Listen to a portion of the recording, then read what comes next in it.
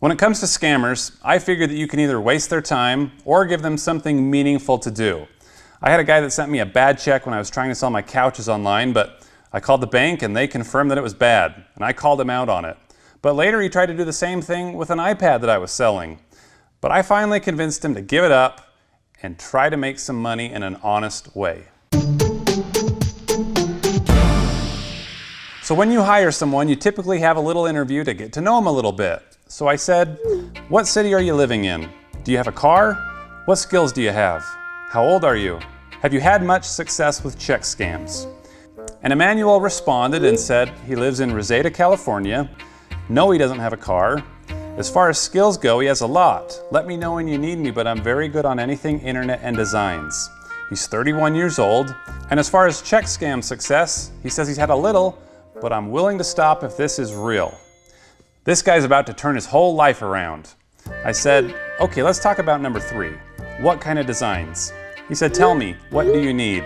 And I said, well, I'm wondering what kind of designs. Is it graphic design, illustration? What design tools do you have? He said, not too much designs, just my check and a little paint work.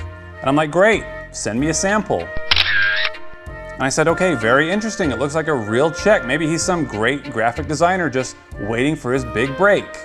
I said, okay, how did you design those checks? With software? Photoshop? And he said, easy check setup.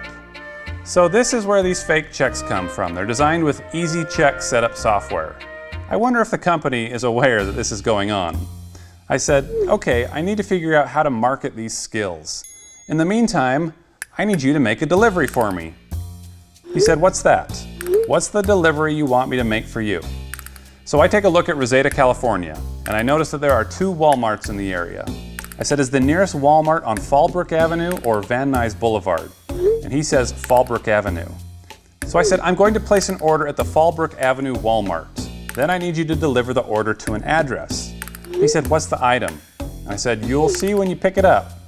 He said, I would be happy to go, but I don't have money for Uber. Haven't got paid from check lately. And so I said, how much do you estimate it will cost to complete the job? He said, I don't need much. $50 will be fine and I will have something left. That's if I won't pay any pickup fee.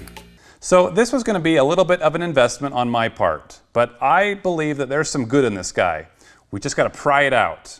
He said, I don't like Western Union, so you can get an Apple iTunes card of any $50 or more.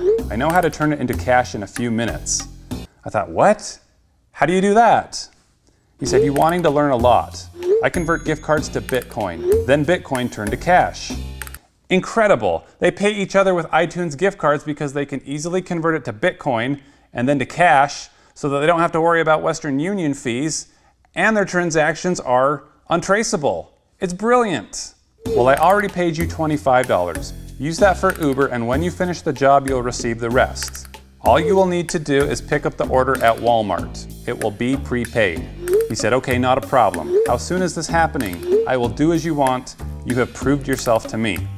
So now here's the real test to see if he's going to do what I ask. I said, let me place the order. You will then pick it up and deliver it during business hours. I will need you to take a picture of you picking up the package on the way there and after you deliver. The pictures will assure me that the delivery was made.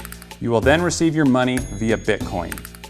So I placed an order at Walmart and I ordered something that I knew he would have absolutely no use for. Diapers. I was simply going to test his loyalty. I said, the order is ready for you to pick up. And he said, any proof?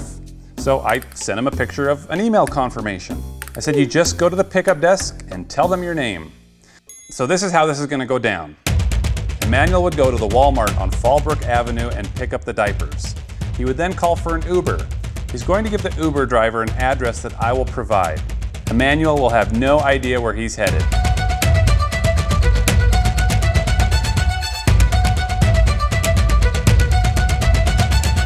When the Uber arrives at its destination, Emmanuel will be at the San Fernando rescue mission just a couple of miles away, where they are in desperate need of diapers. For once in his life, Emmanuel is going to feel the joy that comes from serving others. So a couple of hours go by and I write Emmanuel and I say, did the delivery happen? Hello? He said, going now. Hold, sir, I had some issues. After a couple of hours, it's evening, and I log on and I see that the order has not even been picked up. I was so mad. Those kids need diapers. So I say, dang it, Emmanuel, you had one job.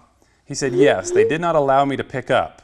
You had one L on my Emmanuel, and they asked if I made the order.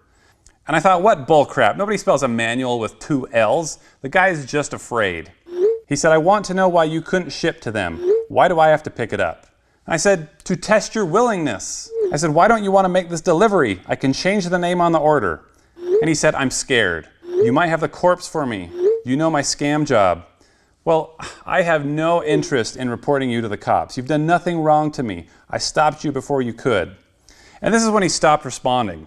Did I freak him out? Did I move too fast? I said, yo, Emmanuel, I thought we were going to make some money together. Nothing. Was Emmanuel ignoring me? Was he going to let this amazing opportunity pass? Emmanuel?